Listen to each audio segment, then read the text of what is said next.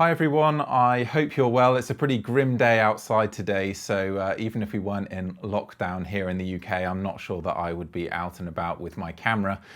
So it seems like a good opportunity to start these editing videos. And I thought I would start by discussing white balance, which is something that a lot of people struggle with. It is a subjective area. It is personal taste to a certain degree.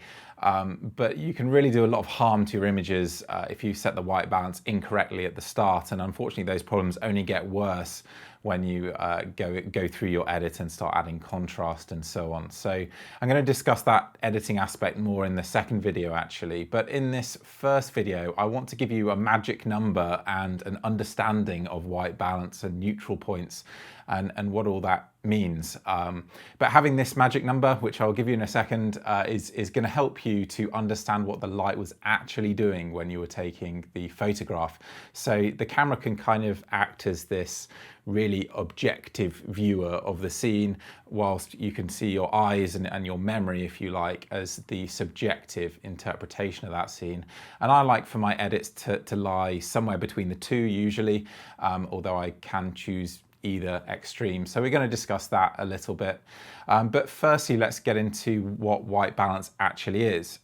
White balance is a way of dealing with color cast in an image or cast to the lighting of an image.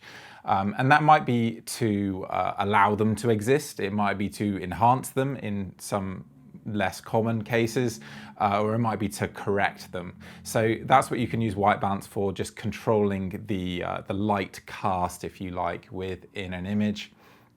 The good news is if you're shooting RAW, you can do all of this when you're back at home on the computer. You really don't need to worry about it in camera unless you're shooting JPEG. But with all the plethora of benefits that shooting RAW has, I hope you are all doing that already. But I thought I would start by talking about what a portrait photographer or a product photographer might do if they were really particular about color. Both those professions would really care about the color of their subject. So a portrait photographer would really care about accurate skin tones. And to make sure that he got them right, he'd take a photo of one of these first, which is a white balance card. So this patch here is a neutral gray and this is a neutral white. And you can set the white balance in camera or on the computer to these two targets. And that would allow you to have a perfectly neutral white balance. And you can go one step further actually with this thing and start using the color patches, which then make sure that the colors that your camera is capturing are actually the same as the scene itself, because there can be some inaccuracies there too. So yeah, just as an example, if this video was a photograph and it started off way too warm, then I could get onto the computer and then just click with the dropper on this gray patch and then magically it's neutral again. That's kind of how that would work. But that's way too anal for us as landscape photographers, particularly because there's one key difference with landscape photography, and that's that we quite often want the color cast of the light to show in our images. So if you're shooting at sunset, for example, you might want the lovely warm light of a sunset. So that is a color cast, but you might want that to actually show through. And the same with blue hour images. You might want them to actually be blue, even if you could correct them. So we actually take a very different approach to product photography and portrait photography, and that's one of the reasons that you really don't need to be carrying one of these things around, as interesting as it can be.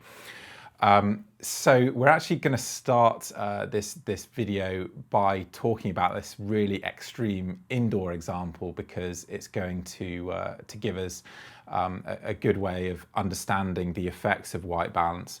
But just before we get into that, let's just talk about the two controls that we do have to change white balance, and that's tint and temperature. If you are a portrait or product photographer, you'd probably be using both of them very carefully. But in landscape photography, we're really most interested in the temperature slider. The tint slider controls how green or how magenta a scene is, but that isn't something that we'll generally see changing in the landscape, although there are some exceptions which I will go into. So I'm very rarely touching the tint slider, whereas I'm almost always changing the color temperature slider. And in terms of terminology, blue is cold. That's setting a lower Kelvin number on that temperature slider. And warm is orange or yellow. That's setting a higher temperature on that Kelvin slider. So those are the kind of terms that I'm going to band around. That's what a photographer means when they say, oh, this image is too cold. They mean that the white balance is too far onto the blue side, and the opposite when they're saying it's too warm. So anyway, that's white balance. Those are the controls. So let's get started with this more extreme indoor example. We'll come back to this image in just a second, but let's have a look at these indoor examples. So here we've got a dessert, strawberry and raspberry white chocolate dessert that I shot in candlelight a few years ago. I've not actually got many indoor photos at all, hence this one being pulled out the bag. But this is our product. We want to know the color of the product. So the first point to make is that there's a very strong color cast from this candle light. In fact, it's even oranger than you would get from incandescent lighting. And as a result, the strawberries look orange and the raspberry looks orange and so on. So there's a color accuracy issue here if we wanted to see the true color of the subject, because what we're seeing is a combination of the color of the lighting and the color of the subject. The second point to make is a slightly more subtle one. This is white chocolate here, so it has a slightly creamy color to it, and then a white plate. But actually, in this lighting, the white chocolate looks the same color as the plate. So another point to make is if you have a strong color cast, it visibly brings colors together if they're harmonious, that is. So on the warm side of the spectrum, reds and oranges and yellows and so on, they will be brought together more and more and more by a warm color cast. And the same is true on the blue side of the spectrum. If you had a cold color cast, then say greens might come together and blues come together and so on. So it becomes difficult to tell colors apart in this case. So even if you have a subtle color cast, that effect happens just to a lesser degree. And in the last example, I'll show you a practical case where that will happen in the landscape. But let's do a white balance here. So I've selected the picker from the right, which is a tool that I very rarely use with landscapes, to be perfectly honest. But I'm going to click here on the orange plate, which should be white, and it's going to correct everything for us. So when your eyes first adjust, it looks a bit blue, but this is actually neutral. And suddenly you can see the difference between the color of the plate, which is pure white, and this creamy color in the white chocolate. So that color separation is back. And now we can see the true color of the strawberry and raspberry and so on. So that's why product photographers care about light temperature, but also correct white balance. So moving on to another indoor photo very quickly. And this is just a shot in my living room. And one point to make here is you can probably tell what the colors of these books are just by looking at them. This book here, it's actually got a white and gray cover, which you can probably guess at. But if we get the white balance tool and hover over the color there, you can see its various colors of yellow and gold. So it's really nowhere near white. So there's an element of our eyes adapting even to a photo. But certainly if you're a product photographer, you don't want such a strong color cast here. And so we can white balance on that area, and it gives us pretty accurate color for the whole of the image. And if we click on the grey card, which I did put in the scene, you can see it's actually very similar. So if you don't actually have a grey card, should you want to do this kind of photography, you can always click on something that's pretty neutral and get most of the way there. So that's an indoor setting. And whilst we're here, actually, let's just talk about where I might actually white balance this shot for myself, because I'd actually want to keep a bit of the ambience of being there at the time. So I'd keep a warmer than neutral light white balance in this case. And you can still see the difference here between the white chocolate and the plate. So that's a much better compromise, in my opinion. Okay, so that's our artificial scenario. Now let's start talking about daylight. So the starting point for both of those two images you've just seen was 5500 Kelvin and +5 magenta, which is my magic number. That's what I'm going to suggest that you all use. Firstly, on that magenta number, the +5, actually you will need to figure out what that is for your specific camera. I know for Canon cameras it's nearly always +5-ish. Whereas for Fuji and Sony, it's changed quite a lot. I think I've gone as high as +20 with other people's cameras before. But you do need to try and figure out where that neutral point is. You can, to a certain extent, do it by eye, just by looking at a neutral image like this. Because if I go to -3 here, I can start to see greens creeping in, and certainly by -20, it's super obvious. +10, you can start to see it looking slightly magenta. My eyes are maybe slightly more tuned to this than yours might be if you're not practiced with this sort of thing. But if that is the case, you could always start by adding a massive saturation and contrast, and then that will exaggerate any color cast that you do have. And that's something that I'm going to discuss actually in the second video, so I won't go too much into that here. But yeah, that's my magic number for my images taken with my Canon cameras. And the reason that I like to refer to this setting is that I see it as a neutral white for daylight.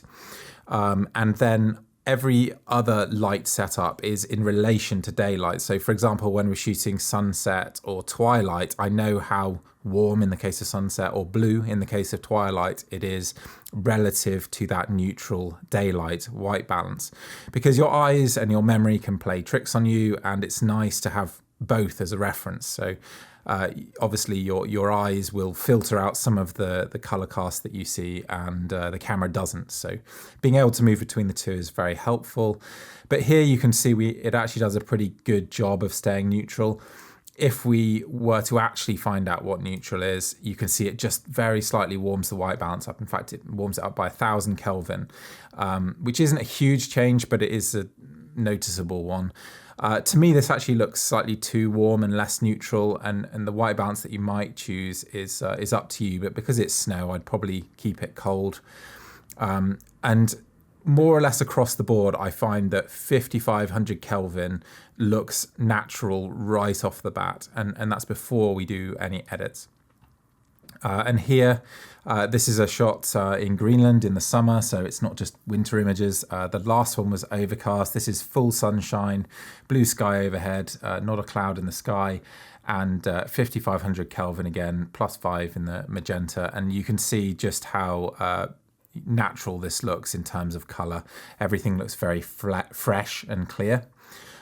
So it works in more or less every scene. Another snow scene here. Again, I think if I click this, we find that the white balance actually wants to be a bit warmer, but 5500 Kelvin looks much better to me. And now here we've got a shot which has a very strong color cast. So this is long after sunset, well into the blue hour. It's getting quite dark. So this is 0.3 of a second, f8, ISO 800. So I was actually struggling to get this shot sharp because of motion blur, hence the high ISO when I could have obviously used a longer shutter speed. But you can see there's a very, very strong blue cast here.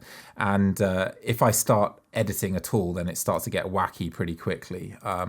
But nevertheless, if I weren't editing this image at all, then this is close to where I might want it to be. Maybe it's got a bit too strong, because I probably saw it something like this, you know, so still very blue, but not in your face blue like the 5500 Kelvin mark. So in this case, I'd actually select somewhere between the two. It's kind of up to you where you might end up in terms of how blue you want the image to be. But that's my wiggle room, if you like. Here's the belt of Venus, so this is just before dawn, and you can see here 5500 Kelvin, but the colors look beautifully balanced. The sky is blue, the belt of Venus is nice pinky color, and everything looks pretty good. If I was to try and white balance on the snow here, then all that color is lost. And actually I see that really commonly with these shots taken before dawn, that or before sunrise, that people will pick a white balance that's far too warm, and it loses all of the freshness in the blues, and the pinks start to look kind of orangey. So that's a common scene that people will white balance incorrectly. But that 5500-ish number works brilliantly in this case. And I haven't just cherry-picked these images, incidentally. I've just picked a selection of images to illustrate different lighting conditions and nothing more than that. So in this case, I'm just going to lift the shadows so you can see what's going on here. This is part of an exposure bracket, so the highlights are slightly gone in this rock face. But you can see that the color balance here looks really beautiful. There's lovely blues in the back there, in the blue sky. We've got golden sunlit cloud, and it's shifting into pinks and purples underneath that cloud, and darker purples and greys in the shadow area of the cloud. So there's this beautiful color range, and it's all with that same white balance. And another example here, again, if I were to pick any area of the image as neutral here, then you're going to end up with something really wacky and ruin the natural colors. So that 5500 Kelvin has allowed nice blue, cooler shadows to contrast against the reds and oranges of that fiery sunset. So it's created this amazing color range. And if you were to select a much colder white balance here, you get better color separation. So that's something that I'll talk about on a creative end in the next video. But if you make it warmer, then actually you don't get more color out of the highlight area there, whereas you start to lose the blues in the foreground, so you lose color contrast. Now, here's an example where a creative choice might come into play a little bit more, because actually you can go warmer here and you get that lovely warmth that you might feel from these sun rays breaking over this ridge here. This is in the Dolomites, actually. And if I set a much colder white balance, you can see that color separation effect happening. So the highlights, which are the sunlight, the sunbeams coming through, they are more orange than the shadow areas.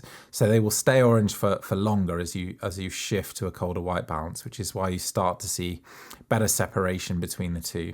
So you can kind of argue the case for going both ways with the white balance in this case, and it would largely come down to personal preference.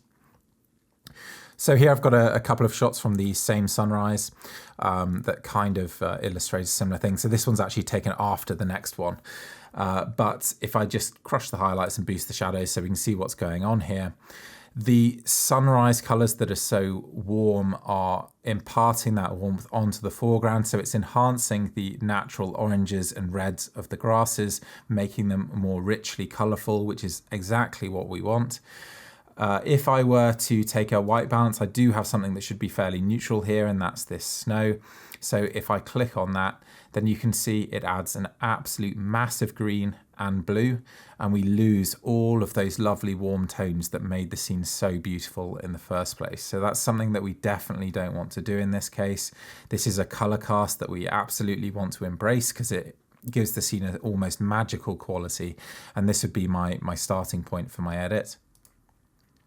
And here we're going to see an even more extreme example. So this is certainly a case where if you used auto white balance on the camera, it would go for something much more green, because it will see all of this magenta in the sky and go, hang on a second, why is that so purple? The world's not purple. Let's eliminate some of that. And an auto white balance would give you something like this, which of course is nothing like as beautiful as the original scene. And if we were to white balance on an area of snow here, then you can see it's even worse. So we lose all of that lovely, rich, pinky, magenta color that's so unusual as well. I mean, we don't want to throw away a sunrise like this, because I mean, I might get one like this in an entire year. So again, 5500K, or in this case, I've gone slightly colder, but let's put that back to 5500. And you get this lovely result. And it's really very reliable to get that understanding of what the light is actually doing. There are lots of photographers who would say, if they were presented with somebody else's raw file, they'd say, oh, well, I can't edit this because I don't know what the scene was like. Well, if you understand white balance like this, then you'll actually have a very good sense of what the scene was really like. So finally, one of these rare examples where we're going to have a play with the tint, because up until now I haven't touched the tint in terms of what I would choose for my own edits, but in this case we will. And the reason we're going to do that is because the light is filtering through a green canopy of leaves overhead. And what that's going to do is light everything that should be neutral green. So in this case, the water should be a neutral white. It's got black rocks behind it as well. So this is really very grey, this water. If we increase the saturation, then you can see the water is actually green. So it's subtly green, but it is green. And if we use the water as our white balance point here, so that's now neutral, you can see that our tint is significantly more magenta than we had set it to. And a really important point to notice here, and it goes back to our very first image, is that that has improved the color separation between the greens. So you'll see more subtlety in the greens in the fern here, but in particular, you'll see a difference between the green of the fern, which is more of an apple green hue, to the green of the moss, which is much more of a yellow green. So if I just remove that magenta again, so go to roughly +5 where we were, you see those greens, they come back together. So we're losing that color separation. And that color separation is going to give your scene variety and beauty. You want to reveal the differences in the colors in your subjects when you can, when it's not detrimental to the image. So in this case, although you lose some color saturation, you definitely want to go for that more magenta white balance so that you can see the difference between those two greens. So that's white balance. That's the benefit of being able to set a neutral white balance in some cases, but mostly in allowing the natural light of the scene to shine through. If you do use auto white balance and rely on that, it can be way, way off. So having that ability to return to this point that you think gives you some sort of sense of what neutral is, this 5500 Kelvin, the daylight white balance, is an incredibly useful tool. I use it all the time. And in the second video, I'll be going more into why I start to change the white balance as I edit. So please do stay tuned for that one. And if you found this video helpful, then please do subscribe to my channel.